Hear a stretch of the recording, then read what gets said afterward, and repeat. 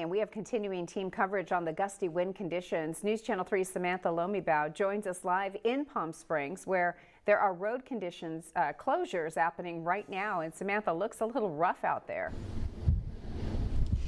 Good evening, Karen. Yeah, that's right. As you can see, these wind gusts have just picked up all throughout the day, causing road closures like this one right here on Indian Canyon Drive. And like Haley said, in Palm Springs, those wind gusts reaching up to 45 miles per hour and 71 miles per hour down in Whitewater.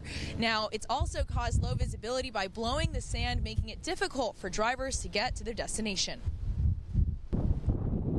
Gusty winds and blowing sand sweeping through the Coachella Valley. It's caused road closures, forcing drivers to take alternate routes to get to their destinations. Some travelers have had no choice but to stop on the side of the road or at a gas station to wait out these winds. Well, we actually had to pull over just now because my fairing blew off, and we're going to have to zip tie it down right now. So just pulling over more frequently, I guess, and checking our bikes to make sure they're in working condition. Drivers are letting up on the gas and taking their time on the roads. It's been a great ride most of the day, but coming down through here has been extremely windy. It's difficult to be on the bikes, especially next to the big rigs and the trucks and stuff. You kind of get pushed all over the road. These winds even forced one driver to resecure their luggage on top of their car. It just impacted with the one bag that got moved around, so we finally tied it down. And these gusty winds are especially dangerous for those driving with big trailers or heavy loads. It's thrown me all over the road. I had to pull off so I get some fuel and wait. I don't know how long it's going to last, but hopefully it blows over.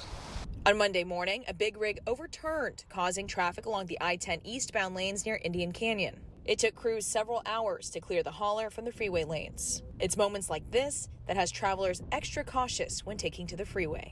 Just making sure I have enough space between cars, in front and back, because if you drive too close, especially to those semi-trucks, you don't know which way those trucks are going to go. So drivers say it's all about planning ahead and giving yourself time. Just a matter of taking it easy, slowing down, and just taking your time, not being in a rush.